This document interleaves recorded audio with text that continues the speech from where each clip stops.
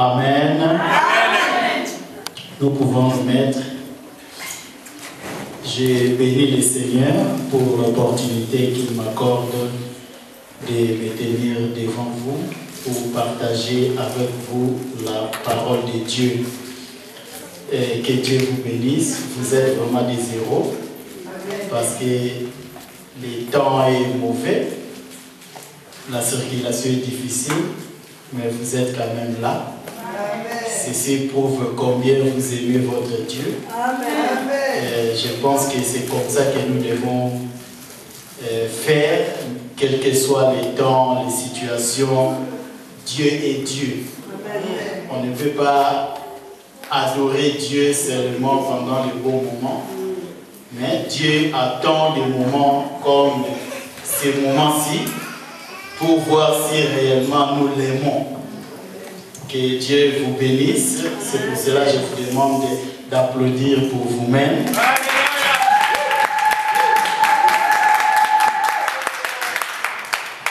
Il m'a été donné de partager avec vous sur la grâce dans la vie de Joseph. Joseph est un personnage très très important dans la Bible. C'est une histoire qui nous prend, je crois, 12 chapitres. Je ferai un effort pour prendre l'essentiel de son histoire. Dieu souvent fait des choses avec un but précis et des objectifs bien clairs. Et surtout quand il poursuit son plan pour nous, il utilise des méthodes et parfois des moyens qui ne font pas plaisir à nous. Parfois on voit que non, les voies de Dieu sont vraiment difficiles. Et parfois Dieu est compliqué, ce qui a poussé même à l'apôtre Paul de dire les voies de Dieu sont incompréhensibles. Donc ce sont là les voies que Dieu trace devant nous pour accomplir une mission quelconque. Il a dit à Jérémie, je connais les projets que j'ai formés pour vous. Je crois bien que quand Dieu a préparé des projets pour nos vies, ne pensez pas que la réalisation de ces projets ou de ces plans-là va toujours nous plaire. Parfois, il y a des voies qui sont difficiles à accepter, à avaler. Il nous conduit parfois par des voies rocaillées et parfois il nous fait entrer dans les déserts, mais la finalité de tout, c'est le bonheur, c'est le succès et la joie. C'est comme dans notre histoire ici, l'histoire de Joseph. Donc, Dieu n'a jamais dit à Joseph qu'il va l'épargner des souffrances, des épreuves. Mais, il y avait une grâce sur la vie de Joseph. Et à cause de cette grâce-là, Joseph a été victorieux dans sa vie. Donc il est vraiment important que nous demandions la grâce de Dieu, la faveur de Dieu dans nos vies, parce que grâce à cette grâce, nous irons plus loin et nous réussirons, quoique les difficultés dans le chemin. Il y a quelqu'un qui a chanté une chanson, bon, malheureusement je ne sais pas vraiment chanter cette chanson-là. Il a dit, il n'a pas dit que tu vas succomber en route, il n'a pas dit que tu mourras, tu te noyeras, mais il a dit passons de l'autre bord. Amen. Donc c'est ça la parole que Dieu a dit à ses apôtres, traversons de l'autre côté. Mais en traversant, il y a eu le vent, donc le vent était contraire, il y a eu des problèmes en chemin, mais comme Dieu avait dit, passons de l'autre côté, donc nous devons retenir la parole que le Seigneur a dit. Donc moi, mon problème, qu'il y ait vent ou pas, qu'il y ait problème ou pas, Dieu m'a dit que je puisse passer de l'autre côté. Amen. Donc c'est là la destinée de ma vie. Amen. C'est le résultat que le Seigneur a préparé pour moi. Amen. Mais souvent dans nos vies, lorsque nous voyons des difficultés, nous voyons des problèmes, parfois on pleure, on se pose des questions. Pourquoi m'as-tu abandonné? Qu'est-ce qui ne va pas, Seigneur? Non. Ne dis pas qu'est-ce qui ne va pas. Il faut dire seulement, Seigneur, merci parce que tu as permis. Et Dieu lui-même sait pourquoi il permet d'autres choses et d'autres circonstances dans nos vies. Par définition, le docteur l'a donné le dimanche passé. Moi, je vais retenir seulement la première partie de la définition, la grâce dans l'Ancien Testament. Là, il avait dit, c'est les regards que Dieu porte sur un privilégié. Donc, si nous sommes des privilégiés, Dieu a les regards fixés sur nous. Et quand Dieu fixe ses regards sur nous, donc nous devons avoir déjà de l'espoir. Parce qu'il nous regarde. Il sait tout ce que nous sommes en train de vivre. À l'exemple de l'histoire des enfants d'Israël en Égypte, ils étaient dans l'esclavagisme. Ils ont souffert pendant 400 ans. Mais Dieu avait les regards sur eux. Pour dire en d'autres termes, la grâce de Dieu ou la faveur de Dieu était sur eux. Quoique la souffrance était là, quoique la présence des pharaons était là, mais comme la grâce était avec eux, ils ne devaient pas mourir. La parole de Dieu que Dieu a donnée à Abraham devait s'accomplir.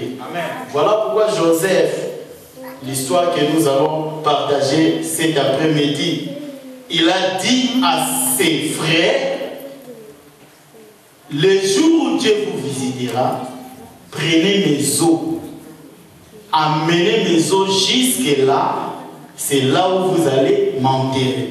Donc il avait confiance, il savait que la faveur de Dieu était avec eux. La grâce, c'est aussi la faveur de Dieu envers ceux qui méritent le jugement. Il y a des hommes qui nous jugent. Il y a des lois qui nous jugent, qui nous condamnent. Il y a les circonstances qui nous condamnent. Je peux donner l'exemple de la crise actuelle. La crise a frappé toutes les nations, même les États-Unis. Même l'Allemagne qui essaie de résister. Toutes les nations sont dedans. Tout le monde parle de la crise. Donc la crise est en train de nous frapper. Mais nous qui avons la grâce de Dieu, donc nous sommes des privilégiés de Dieu. Malgré la souffrance ou la crise, puisque j'ai la grâce de Dieu, il y aura toujours un moyen pour s'en sortir. Donc nous devons avoir de l'espoir parce que notre Dieu est avec nous, il nous aidera. Elle ne se mérite ni par nos efforts, ni par nos bonnes œuvres, et encore moins par nos bonnes résolutions. Tu peux avoir des bonnes pensées. Je vais avoir de l'argent pour faire ça. Ce n'est pas à cause de tes bonnes résolutions ou de tes intentions que tu vas réussir. C'est à cause de la grâce de Dieu. Amen. Tu peux avoir des projets. Tu peux avoir beaucoup d'argent dans la vie. Mais pour réussir, il faut demander la faveur de Dieu. Si tu as la faveur de Dieu, les portes s'ouvriront et tu réussiras. Je connais beaucoup de gens qui ont de l'argent, ils ont des moyens, ils ont des possibilités de faire beaucoup de choses dans la vie, mais ils n'y arrivent pas parce qu'ils n'ont pas cette faveur de Dieu dans leur vie. Je voulais lire un passage ici, dans Genèse chapitre 50, verset 20.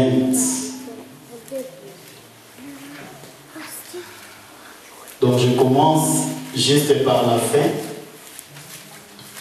pour retourner au chapitre 37, là où il y a beaucoup de choses à dire.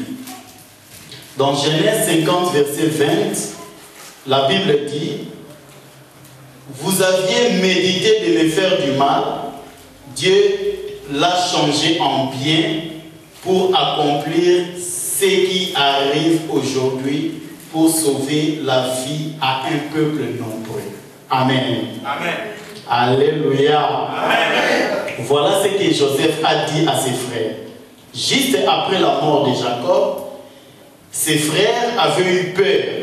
Ils ont eu peur parce qu'ils craignaient que Joseph puisse le venger. Et ils se sont approchés pour parler à Joseph. Et Joseph les a dit, Dieu avait permis toutes ces choses pour ces grands moments où nous vivons. Donc par là, nous avons compris que dès le début de l'histoire, toutes les réalités que Joseph a vécues, cela n'était que pour un objectif. C'était pour un but, sauver ces peuples nombreux. Les sauver de la crise qui devait venir. Dieu savait qu'il y aura sécheresse. Et il a permis que Joseph puisse subir tout ce qu'il a vécu dans sa vie. Alors comment ces choses se sont arrivées? C'est par là que nous allons étudier le parcours de la vie de Joseph, en commençant par le chapitre 37. Là, nous allons lire seulement quelques points. Donc, l'histoire se trouve dans le chapitre 37, le chapitre 39 jusqu'à 50. C'est là où on parle de l'histoire de Joseph. Alors, sur le premier point que nous allons partager, c'est la haine et le mépris de ses frères. Donc, le frère de Joseph avait eu peur. Ils se sont approchés auprès de Joseph pour lui parler. Et Joseph les a répondu. Pourquoi il les a dit ainsi? Parce qu'au départ, au chapitre 37, à partir du verset 1er jusqu'au verset 5, il y a quelque chose que nous allons étudier là-dessus. Je vais d'abord lire. Jacob demeura dans les pays de Canaan, où avait séjourné son père. Voici la postérité de Jacob. Joseph, âgé de 17 ans, faisait paître les troupeaux avec ses frères. Cet enfant était auprès des fils de Bila et des fils de Zilpa, femme de son père. Et Joseph rapportait à leur père leurs mauvais propos. Ismaël aimait Joseph plus que tous ses frères, tous ses autres fils, parce qu'il l'avait eu dans sa vieillesse, et il lui fit une tunique de plusieurs couleurs. Ses frères virent que leur père l'aimait plus que tous, et ils les prirent en haine. Ils ne pouvaient lui parler avec amitié. Joseph eut un songe et les raconta à ses frères, qui les haïrent encore davantage. J'ai essayé un peu de faire des recherches. Quand j'ai vu le verset 5, la Bible nous dit, ses frères, à partir du songe que Joseph avait eu, ils les haïrent encore davantage. Donc, ça signifie, en d'autres termes, les noms, ça donne la signification du nom de Joseph. Parce que Joseph vient de l'hébreu, qui signifie en français, et qui traduit en français par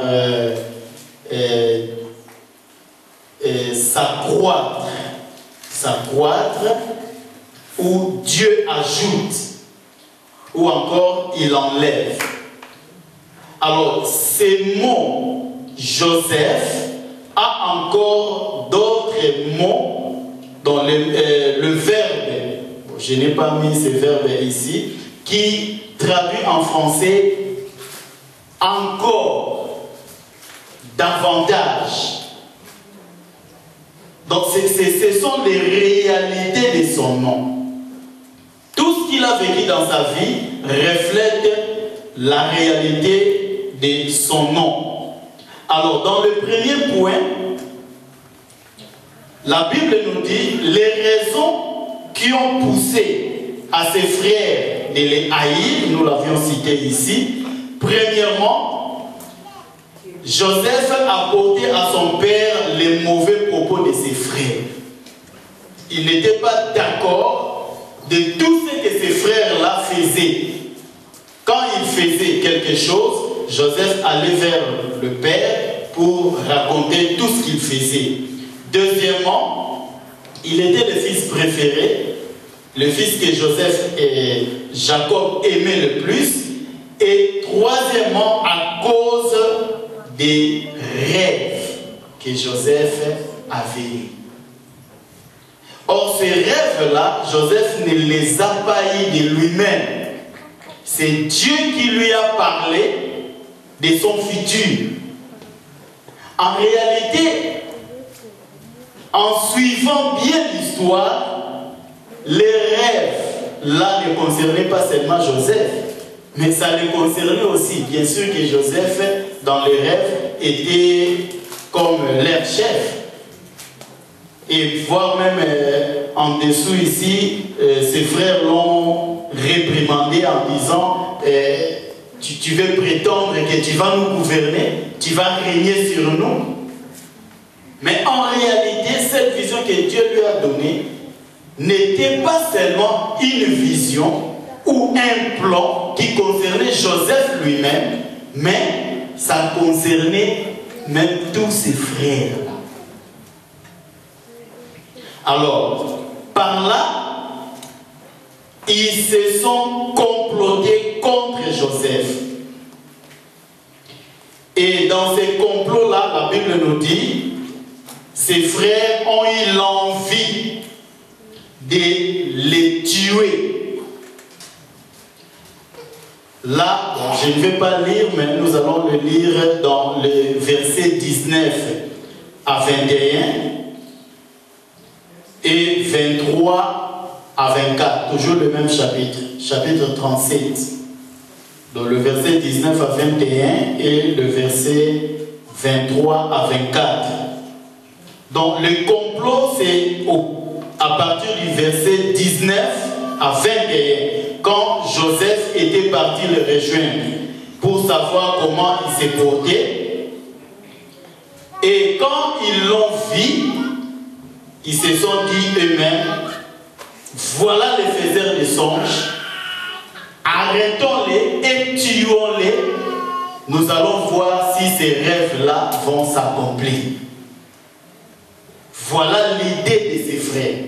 Donc leur propre sang, leurs propres frères, ils se sont complotés contre lui. Donc l'envie ou la jalousie, ça conduit toujours à la médisance et au mensonge, et ça finit par le meurtre. En suivant cette histoire, nous allons remarquer toutes ces choses-là. Ils ont arrêté Joseph et ils ont cherché à les tuer. Mais laissez-moi vous dire, si tu as une vision de la part du Seigneur, si tu es dans le plan de Dieu, même si le monde entier se réunissait pour te détruire, tu ne mourras jamais. Amen. Ils chercheront à te tuer, mais moi je te dis, il y aura toujours un Ruben qui viendra pour te sauver. Parce que pendant qu'ils se sont entendus pour tuer Joseph, Ruben s'est présenté, il a dit non, il n'est pas bien de tuer notre frère, c'est notre sang.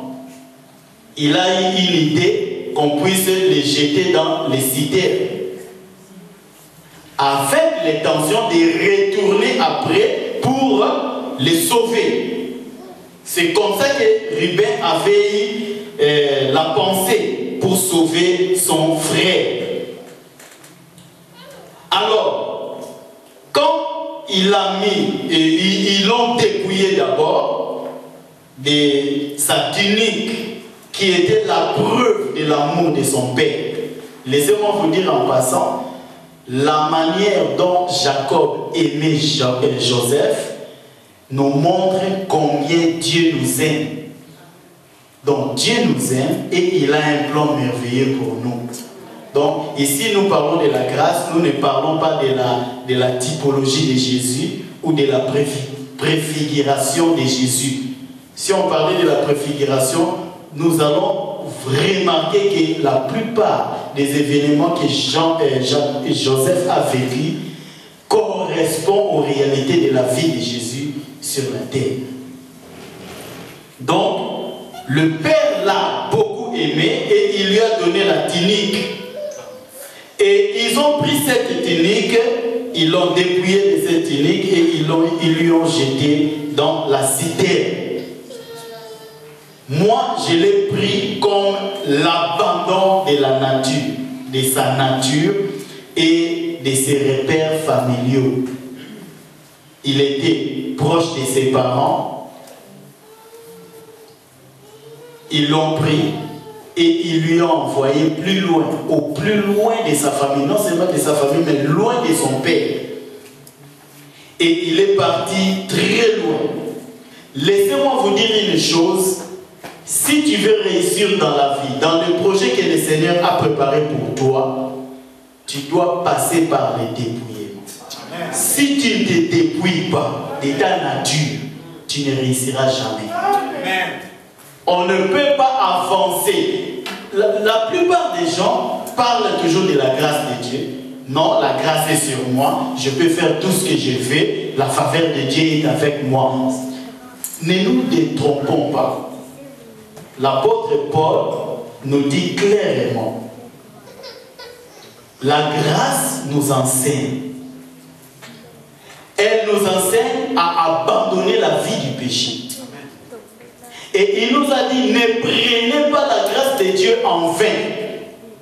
Donc comprenez ici, lorsqu'on a dépouillé Joseph de sa tunique, ceci veut dire que nous devons nous dépouiller de notre vie mondaine, de notre vie terrestre, de tout ce qui peut nous empêcher de réussir et d'avancer dans la vie. C'est très important.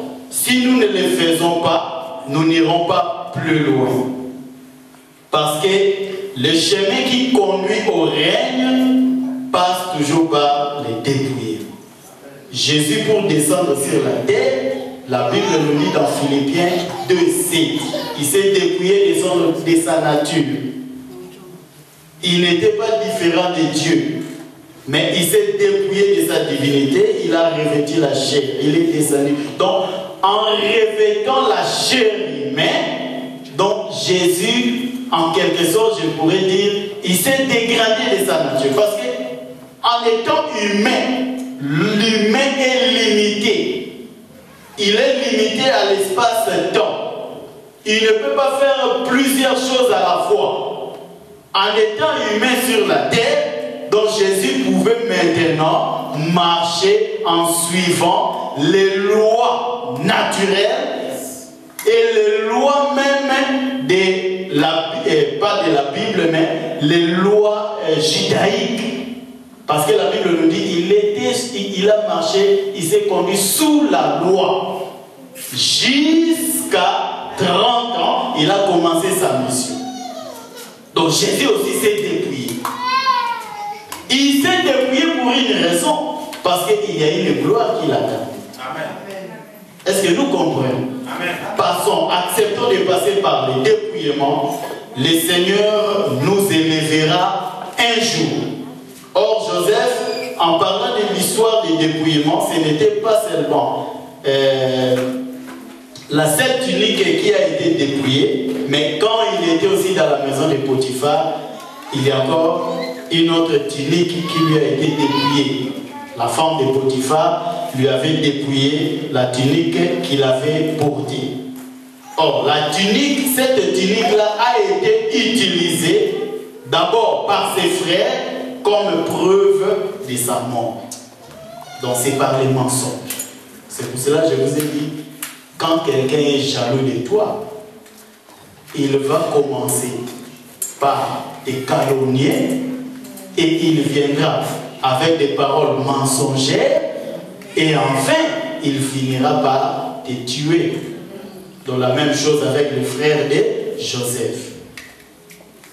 Et la femme de Potiphar aussi a utilisé la tunique de Joseph pour prouver sa fausse culpabilité.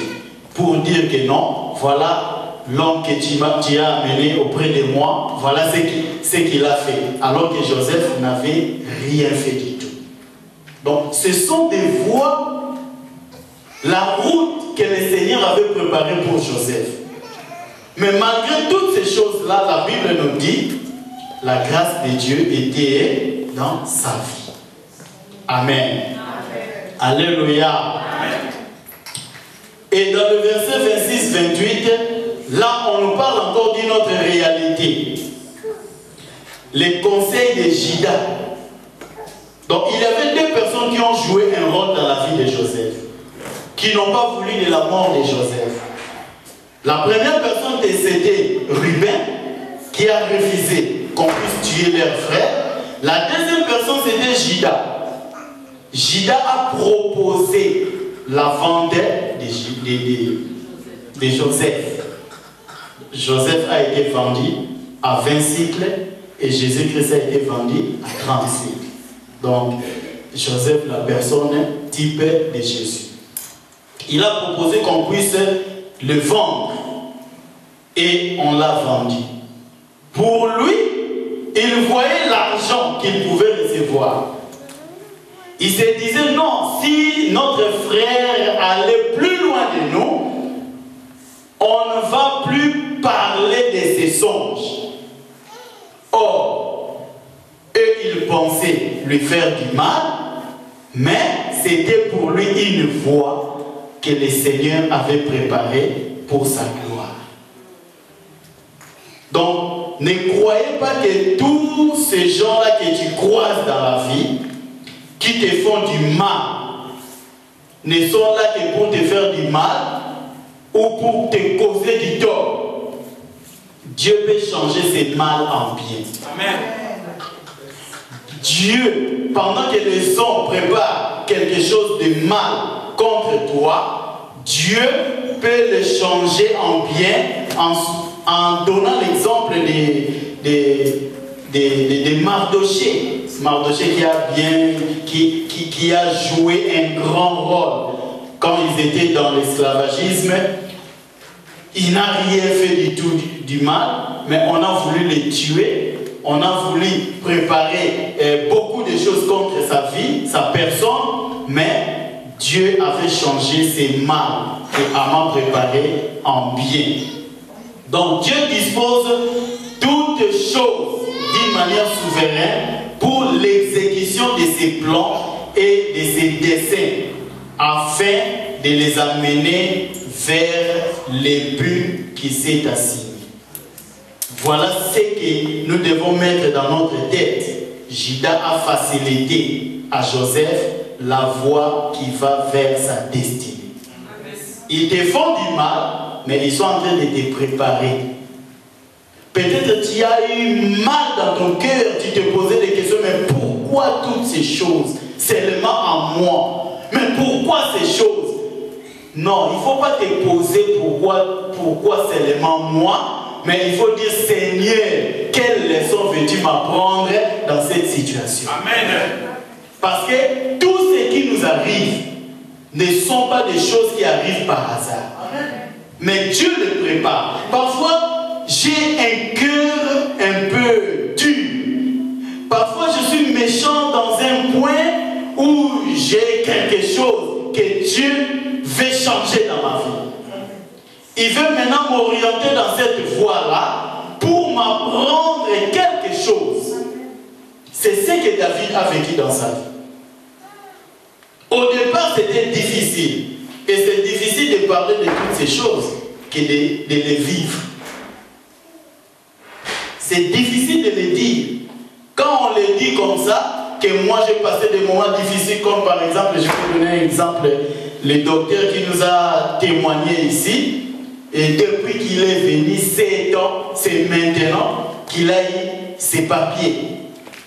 Et quand il nous dit, pendant ces 7 ans, comment je vivais, toi tu peux le trouver comme ça. 7 ans, bon, il vivait, il était bien, mais si c'était toi, on te donne seulement une semaine, parmi les 7 années, une semaine seulement, tu diras que non, je ne peux pas, je ne saurais pas. Mais Dieu sait pourquoi il a permis cela dans la vie du docteur.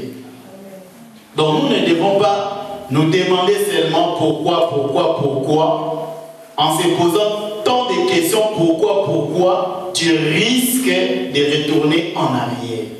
Nous devons savoir que dans la vie, l'obscurité vient, ça précède toujours la lumière. Quand Dieu a créé, le monde n'a pas commencé avec la lumière. Au verset 1er, on parle de la création. Au verset 2, on parle de l'informité de la terre. La terre était informe et vide. Et on nous dit, l'Esprit du Seigneur s'est mouvé au-dessus des eaux. Il y avait les ténèbres qui couvraient toute la terre. Mais même si tu souffres aujourd'hui, il faut savoir qu'il y aura un moment où la lumière jaillira dans ta vie. Il s'appelle le soleil levant. Avant que le soleil ne se lève, il y a la nuit. Alléluia. Amen. Donc si la grâce de Dieu est dans ta vie, le soleil finira par se lever et tu seras éclairé. Et quand le soleil se lève, les ténèbres disparaissent d'elles-mêmes. Personne ne viendra. Donc là, il n'y aura plus problème de combat spirituel. Tu ne vas plus commencer à chasser les démons. Non, il suffit seulement de demander la faveur de Dieu. Et que le soleil se lève, tout finira d'elle-même. Amen. Pourquoi? Parce que la grâce de Dieu est dans ta vie. Il faut avoir de l'espoir.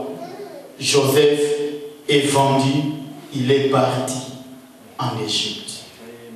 Mais la Bible nous dit, en Égypte, la faveur de Dieu, ici, il y a encore quelque chose qui s'ajoute.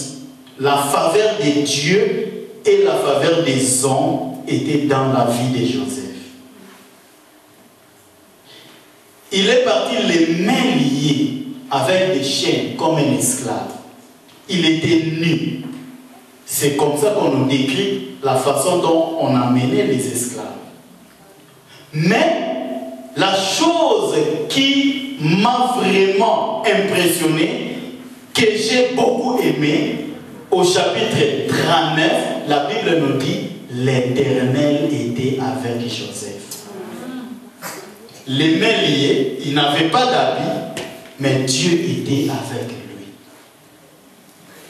Donc c'est la seule chose que nous devons demander à Dieu.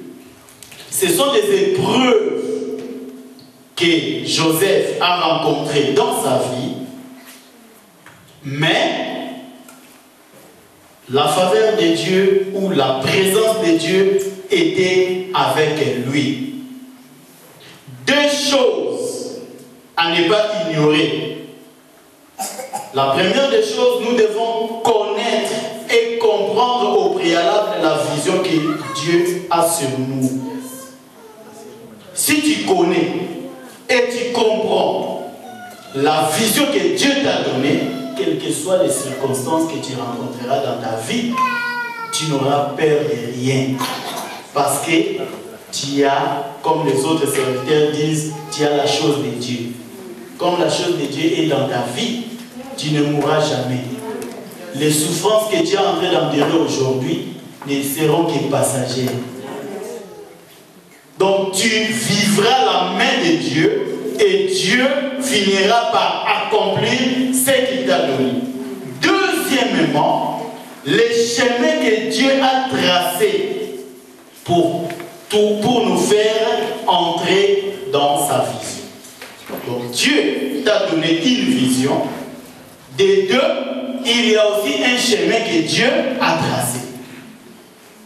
Beaucoup de gens ont reçu la vision, mais ils cherchent à frayer un chemin eux-mêmes, par leurs propres efforts. Non, la faveur de Dieu éloigne les mérites, les efforts humains. Yes. Tu ne fourniras aucun effort pour arriver ou accéder à ce que Dieu t'a donné. Amen. Lui-même frayera un chemin pour toi. Qui pouvait accepter que le peuple d'Israël devait traverser par la mer Rouge? Tout ce peuple-là pensait passer par le chemin qui pouvait le prendre, je crois, 3 jours si je ne m'abuse, 3 jours ou 3 mois. Mais ils sont passés par un autre chemin, là où on ne pouvait pas voir le chemin. Dieu a dit à Moïse, ils doivent passer par là. Moïse n'a pas discuté. Moïse a dit, Seigneur, comme tu fais que ces peuples passent par cette voie, ils passeront. Dieu a dit à Moïse, ils vivront dans le désert. D'ailleurs, quand il parlait, il demandait au peuple de libérer, à Pharaon de libérer les peuples, d'aller adorer le Seigneur dans le désert. Et il le disait dans le désert. Et non à Canaan ou dans un autre pays, dans le désert. Mais comment toi tu peux m'envoyer dans le désert pour aller habiter dans un pays, dans un lieu où il est difficile pour un homme de vivre? Vous voyez que Dieu choisit parfois des voies qui sont un peu difficiles à accepter. Avec l'intelligence humaine, tu dirais que non, ce Dieu-là est fou. C'est pour cela que beaucoup de gens aujourd'hui, les intellectuels d'aujourd'hui disent que les hommes de Dieu sont des fous. Ils ne réfléchissent pas et c'est vrai. Nous qui servons Dieu, nous sommes les fous de Jésus. Il sera difficile pour quelqu'un de comprendre ce que Dieu prépare pour lui s'il n'a pas compris ces choses que nous sommes en train de dire. Donc c'est par la faveur de Dieu que nous devons comprendre tous ces 2 points. Connaître et comprendre la vision que Dieu a sur ta vie et le chemin que Dieu a tracé pour vivre toutes ces choses. Quant à Joseph, Dieu a dit, je suis avec toi. Quand Dieu est avec toi, premièrement, comme nous dit le verset 1 du chapitre 39, je vais lire d'abord. On fit descendre Joseph en Égypte et Potiphar, l'officier du Pharaon, chef des gardes égyptien, l'acheta des Ismaélites qui l'y avait fait descendre. Le verset 2, l'Éternel fit avec lui et la prospérité l'accompagnant. Il habita dans la maison de son maître, l'Égyptien. Donc, quand l'Éternel est avec toi, la prospérité t'accompagnera. Donc, tu n'iras pas chercher la prospérité comme beaucoup d'autres le font, mais elle viendra d'elle-même et elle va t'accompagner parce que tu es avec Dieu. Deuxièmement, tu habiteras les maisons que tu n'as pas construites. Tu mangeras ou tu rouleras dans les voitures que tu n'as pas achetées. Mais on va te les donner par faveur, par la grâce de Dieu. J'ai lu un livre, il y a un homme de Dieu au Nigeria qui a acheté des maisons, des parcelles à un prix dérisoire. Donc, je vais donner un exemple. Aujourd'hui en Europe, les appartements coûtent, je peux donner un exemple, à partir de 250 000 euros. Mais lui, il a acheté un appartement à partir de 1000 euros. Avec 1000 euros. La faveur de Dieu. Donc les choses que tu auras dans la vie, tu l'auras par la faveur de Dieu. Comme Dieu est avec toi, toutes les portes qui se trouveront devant toi s'ouvriront d'elles-mêmes. Tu ne fourniras aucun effort pour y arriver. Parce que Dieu est avec toi, Dieu marche avec toi. Tu seras la tête et non la queue. Voyons un peu l'histoire de Joseph. Quand il est arrivé dans la maison de Potiphar, il était le leader. Il a commencé à travailler. La Bible nous dit la faveur de Dieu était avec Joseph. Et à partir de cette faveur-là, Joseph trouva aussi la grâce de cet homme-là qu'il avait élevé. Il lui a donné de diriger tous ses biens. Et quand on lui a mis dans la prison, là aussi, l'Éternel était avec Joseph. Dieu l'a élevé, il était aussi le dirigeant numéro 1. D'ailleurs, le chef de la prison ne faisait plus rien à partir de la présence de Joseph. Il a croisé ses bras, c'est Joseph qui faisait tout. Il traitait tous les problèmes dans la prison. Et enfin, Joseph a fini par devenir... Donc la Bible nous dit, le trône seulement, il n'y avait que le trône qui élevait Pharaon de Joseph. Donc Joseph était presque au même rang, le premier ministre. C'est lui qui faisait tout. Pharaon, à partir de Joseph, ne faisait plus rien. Il était assis sur son trône. Il faisait d'autres choses dans la vie. Mais Joseph avait toutes les responsabilités. La faveur de Dieu. Avec la faveur de Dieu, même là où tu travailles, Dieu peut t'élever à un rang plus élevé. Même si nous sommes des Noirs, Dieu peut t'élever et te donner de grandes responsabilités. Non seulement il était devenu supérieur où Dieu l'avait élevé, mais il avait toutes les réponses. Toutes les réponses à tout problème. Dans la prison, il a donné des solutions.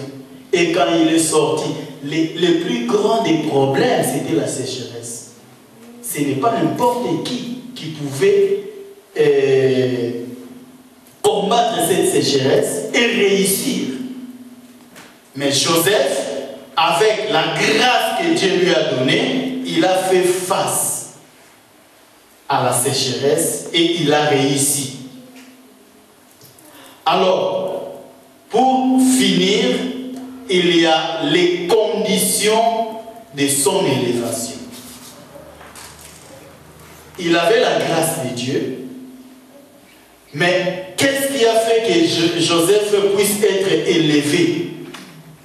Premièrement, la Bible nous dit, c'était l'exercice de son charisme. Le docteur nous a parlé le dimanche passé ici. Le charisme qui est aussi la grâce de Dieu. Nous devons mettre en exercice la grâce que Dieu nous a donnée. Qu'est-ce que Dieu t'a donné? Qu'est-ce que tu as? Quelle grâce tu as que tu peux mettre en exercice pour aider les autres aussi à réussir dans la vie? Joseph avait un charisme, il interprétait les songes. Non seulement il interprétait les songes, il était aussi intelligent et sage. Il a mis en exercice ce qu'il avait et Dieu l'a élevé. Deuxième point, Joseph était un travailleur. Partout où il passait, en commençant d'abord par la maison de son père, Joseph travaillait. Il n'a pas croisé les bras. Auprès de son père, il travaillait avec ses frères dans l'élevage. Et quand il est parti chez Potiphar, il n'a pas croisé les bras. Il travaille. C'est son travail qui l'a élevé. C'est par le travail que nous allons récupérer tous les trésors des nations. Ne croyez pas que, comme le Seigneur nous a dit, qu'il prendra des richesses des païens, des méchants, et ils nous les donneront. Et toi, tu l'auras en croisant les bras. Tu dois faire quelque chose. Si tu ne fais rien, tu n'auras aussi rien. Il faut faire quelque chose pour amener toutes ces choses vers toi. Et la Bible nous dit, le troisième point, il était un homme intègre et saint. Devant une opportunité, la femme de Potiphar, Joseph n'a pas cédé. Attention, il faut être prudent dans la vie. Il y a des choses que le diable nous prépare pour nous troubler. Il y avait une gloire qui l'attendait. Et le diable, quand il s'est présenté, il a voulu lui présenter une autre gloire qui était éphémère. C'est la même chose avec Jésus. Le diable s'est présenté et il lui a dit, si tu m'adores, je te donnerai toutes ces choses. Et il a même dit, ces choses, tous ces royaumes que tu vois, m'a été donné. Qui lui a donné toutes ces choses? M'a été donné. Or, ce n'est pas Dieu qui lui avait donné. C'est l'homme qui avait remis le pouvoir entre les mains du diable à partir de l'Éden. Et maintenant, le diable a commencé à dominer sur l'homme. Et quand le diable vient pour te présenter ces genres de gloire, il faut faire attention. Il ne faut pas accepter cette offre-là. Sois intègre. Crains Dieu. C'est comme ça que tu réussiras et tu iras plus loin. Il y a encore un autre point. L'humilité qui était dans la vie de Joseph. Dans Genèse 45, versets 5 à 8, là, Joseph est en train d'expliquer à ses frères. Donc, il a reconnu le travail de Dieu le long de son parcours. Il a dit que tout ce que j'ai vécu dans ma vie, c'est le Seigneur qui l'a permis. C'est le Seigneur qui a permis que je sois venu ici. Donc, il a reconnu l'œuvre de Dieu dans sa vie. Voilà pourquoi la Bible nous dit, l'humilité précède la gloire. Si tu veux être glorifié, si tu veux devenir grand dans la vie, il faut être humble. C'est comme ça que nous réussirons et nous irons plus loin dans la vie. Alors, par conclusion, le comportement de Joseph envers ses frères, la finalité de tout, c'était quoi? Le pardon et l'amour. Donc Dieu, Joseph avait compris. Donc finalement, au départ, quand il a vécu toutes ces choses, il pouvait se poser des questions. Mais à la fin, lui-même, il a compris que non.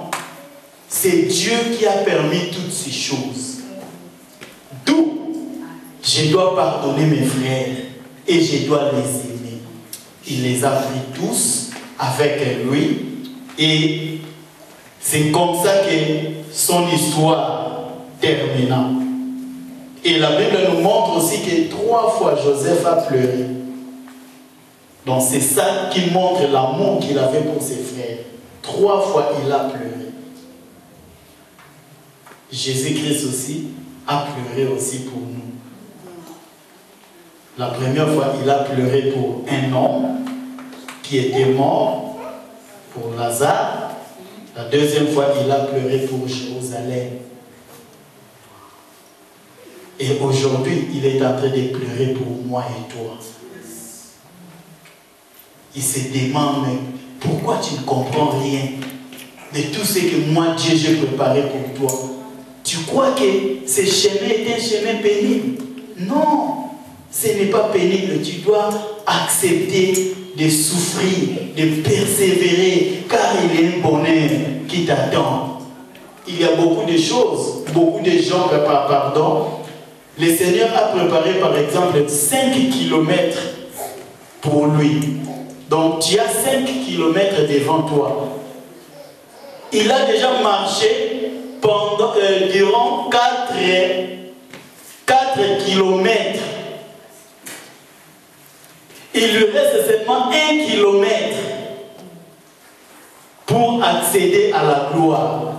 Et maintenant, tu commences à te fatiguer, à dire non, je ne peux plus, je ne saurais plus continuer. La grâce de Dieu est dans ta vie. N'abandonne pas, continue. Dieu est avec toi, tu réussiras. Amen. Dieu est en train de pleurer pour ta vie. Il veut que tu puisses aller plus loin. Il a un plan merveilleux qu'il a préparé pour toi. Sa faveur est dans ta vie. Amen. Il faut espérer. Joseph a commencé par pleurer, mais sa finalité était meilleure qu'avant. Voilà, c'est ça la parole de Dieu. Que Dieu nous bénisse. Nous allons nous lever